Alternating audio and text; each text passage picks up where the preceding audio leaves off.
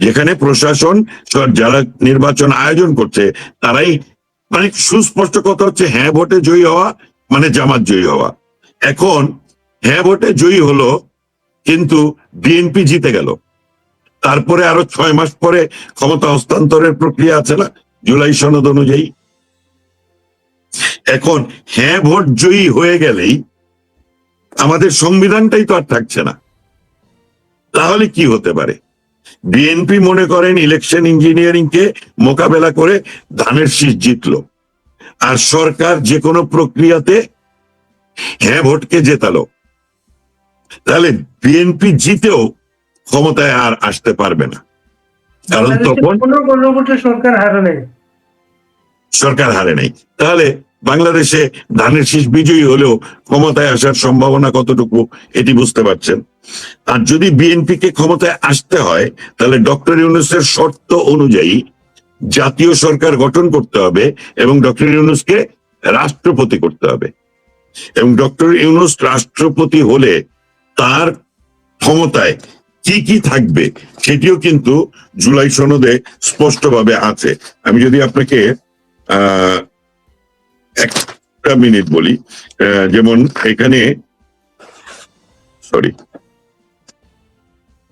আচ্ছা এখানে যেই যেই অংশগুলো আপনার রাষ্ট্রপতির হাতে নিয়ে গিয়েছে তার মধ্যে হচ্ছে প্রধান বিচারপতি, নির্বাচন কমিশনার, গ্রামীণ ব্যাংকের গভর্নর, দুর্নীতি দমন কমিশন, সংস্কার কমিশন, এই সবগুলো রাষ্ট্রপতির হাতে রেখেছে।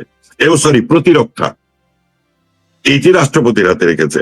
অর্থাৎ ক্ষমতার বিকেন্দ্রীকরণ করতে গিয়ে প্রধানমন্ত্রীর ক্ষমতা কমিয়ে রাষ্ট্রপতির হাতে যে ক্ষমতাগুলো নিয়েছে সেটি ডক্টর ইউনূস নিজে রাষ্ট্রপতি হলে কোন কোন ক্ষমতা তার প্রয়োজন ক্ষমতা দীর্ঘস্থায়ী করার জন্য সেখানে গিয়েছে।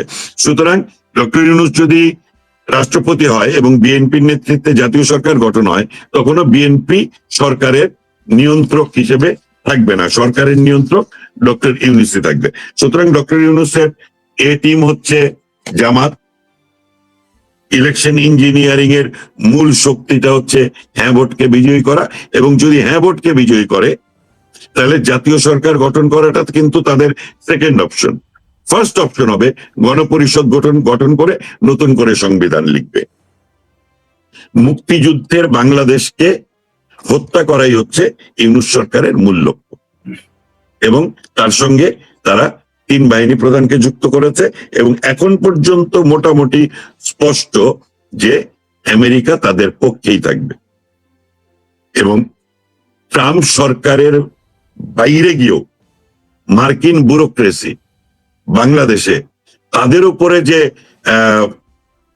তাদেরকে যে অপমান করা হয়েছিল বলে তারা মনে করছে, সেই অপমানের প্রতিশোধ নেয়ার জন্য তারা আওয়ামী লীগকে রাজনীতিতে আসতে দিচ্ছে না এবং জামাতকে ক্ষমতায় আনার প্রক্রিয়াতেই তারা আছে।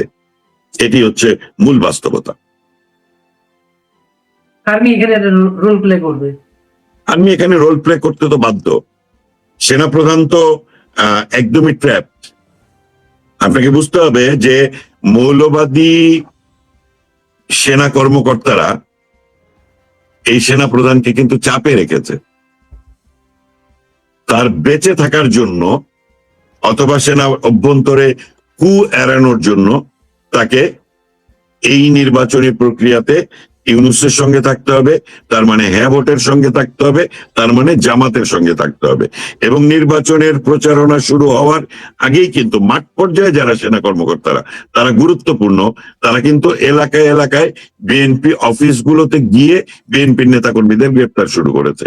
যে কারণে আমি আগেই আপনাকে বললাম, ইলেকশনের দিন তারা এলাকায় এলাকায় প্রত্যেকটা নির্বাচনী এলাকায় প্রভাবশালী বিএনপি নেতাদের এমন ভাবে তাদেরকে আক্রমণ করবে যে মানুষ একটা বার্তা পেয়ে যাবে যে সেনাবাহিনী জামাতকে ক্ষমতায় আনার পক্ষে আছে, হ্যাঁকে বিজয়ী করার পক্ষে আছে, এবং জামাতের এই নির্বাচনে যদি জয়ী হয়ে আসে তাতেও অবাক হবার কিছু থাকবে না।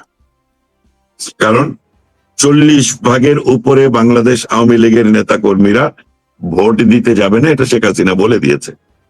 কিন্তু সেই ভোটগুলো কি কাস্ট করানো হবে না? তাদের হাতে দুইটা ভোট ব্যাংক, একটা হচ্ছে আওয়ামী লীগের ভোট ব্যাংক, যে ভোট ব্যাংক পুরোটাকে জামাত তাদের পক্ষে কাস্ট করানোর ইঞ্জিনিয়ারিং কিন্তু করে ফেলেছে, এনআইডি ছাপিয়ে ফেলেছে, এনআইডি তৈরি করেছে, যারা ভোট দিতে যাবে না তাদের ভোট তারা কাজ করাবে। আর হচ্ছে পোস্টাল ব্যালট, পোস্টাল ব্যালট যখন ব্রাহ্মণবাড়িয়া পাওয়া যায়, পোস্টাল ব্যালট যখন বাহরাইনে পাওয়া যায়, এবং পোস্টাল ব্যালটের প্রক্রিয়াতে প্রবাসীদের যুক্ত করার অন্যতম কারণই হচ্ছে সারা পৃথিবীতে প্রবাসীদের মধ্যে সবচেয়ে স্ট্রং হচ্ছে জামাতে ইসলামী। প্রত্যেকটা দেশে যে সকল বাংলাদেশের মিডিয়া আছে, বাংলা ভাষার মিডিয়া আছে, পত্রিকা, টিভি চ্যানেল, অনলাইন পোর্টাল, সব জামাতের নিয়ন্ত্রণে, যে কারণে পোস্টাল ব্যালট তারা ইন্ট্রোডিউস করেছে। এবং এই পোস্টাল ব্যালটের হিসেবে দেখা যাচ্ছে যে 217টা আসনে 3 থেকে 16,000 ভোটার আছে যারা পোস্টাল ব্যালটে ভোট দিচ্ছে। এবং এই আসনগুলোর ভেতরে প্রায় 100 আসন গত কয়েকটি নির্বাচনে বিজয়ী এবং পরাজিতর ভোটের পার্থক্য ছিল 3 থেকে 5,000। তার মানে যেই পার্থক্যটা ছিল সেই পার্থক্যটা কিন্তু তারা প্রথমেই পোস্টাল ব্যালট দিয়ে কভার করে নিচ্ছে। এবং নির্বাচনের অঙ্কটা কিন্তু একজন ভোটার কিন্তু একজন ভোটার নয়, একজন ভোটার কিন্তু 2টা ভোট। কারণ হচ্ছে ধানের শীষ একটা ভোট পেল, তার মানে জামাত একটা ভোট পেল না, তার একটা ভোট মানে 2টা ভোট। আর এখানে 3,000 থেকে 17,000 যদি পোস্টাল ব্যালট কাস্ট হয়, আমি ধরে নিলাম মিনিমাম 3,000, তাহলে 3,000 পোস্টাল ব্যালট যদি জামাতের হয় বা 2,000ও জামাতের হয়, তাহলে কিন্তু বিএনপির 2,000 কমলো, জামাতের 2,000 বাড়লো। তো ইলেকশন নির্বাচনের অঙ্ক সবসময় 1:2, নট 1:1, একজনের পাওয়া আরেকজনের না পাওয়া।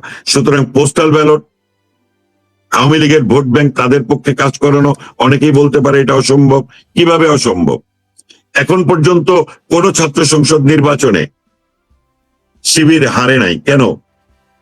কারণ আওয়ামী লীগের ভেতরে কিংবা ছাত্রলীগের ভেতরে যে শিবির এবং জামাতের নেতারা গোপন রাজনীতির প্রক্রিয়া হিসেবে যুক্ত হয়েছিল, তাদের কাছে পুরো হিসাবটা আছে, কোন কোন এলাকায় কোন কোন পরিবার কে কে আওয়ামী লীগের ভোটার। সেই ভোটারদের একটা অংশকে তারা ভোট দিতে যেতে দিবে না, আরেকটা অংশের ভোট তারা কাস্ট করিয়ে ফেলবে। কিন্তু এই পুরো প্রক্রিয়াটা অবৈধ হবে, কারণ শেখ হাসিনার শুধু একটি সেন্টেন্স, যেই ব্যালটে নৌকা নাই সেই ব্যালটে আওয়ামী লীগের কেউ ভোট দিতে যাবে না।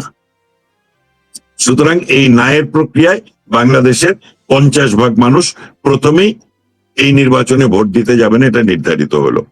এরপরে সুইং ভোট, এবং যদি 30%-এর বেশি 31% ভোটও কাস্ট হয়, তাহলেই সারা বিশ্বের কাছে এটা প্রমাণিত হবে যে এই নির্বাচন গ্রহণযোগ্য নির্বাচন নয়। এবং ফেব্রুয়ারির নির্বাচন, এটি কিন্তু খুব রিমার্কেবল। ফেব্রুয়ারির নির্বাচন মানে বিএনপি একটা দুর্বল অবস্থানে চলে যায়। তাদের ইতিহাসে, নির্বাচনের ইতিহাসে 15ই ফেব্রুয়ারির নির্বাচন আছে। সুতরাং জামাত ওই মেটাফোরটাকেও কাজে লাগাবে, ওই প্রপঞ্চটাকেও কাজে লাগাবে। সুতরাং সবকিছু মিলিয়ে আগামী নির্বাচন হয়েও যদি যায়, তাহলে জামাতের ক্ষমতায় আসার সম্ভাবনা বেশি, অথবা জামাত বিএনপি মিলে জাতীয় সরকার গঠন হবে, সেটাও বাস্তবতা। ইউনূস রাষ্ট্রপতি হবে, এটাও বাস্তবতা। কিন্তু এটি মাথায় রাখতে হবে, নির্বাচন হয়ে গেলে বাংলাদেশের জন্য একমাত্র ভালো দিক হচ্ছে, একটি গণতন্ত্রের প্রক্রিয়ার ভেতরে যখন নাকি একটি দেশ ঢোকে, তখন জাতীয় এবং আন্তর্জাতিক চাপের মুখে বাংলাদেশ আওয়ামী লীগ কিন্তু রাজনীতিতে ফিরবে। আর বাংলাদেশ আওয়ামী লীগ রাজনীতিতে ফিরলে এই অবৈধ সরকারের অধীনে যে নির্বাচনটা হচ্ছে, সেই নির্বাচন বাতিল হবে গণ আন্দোলনের মধ্য দিয়ে।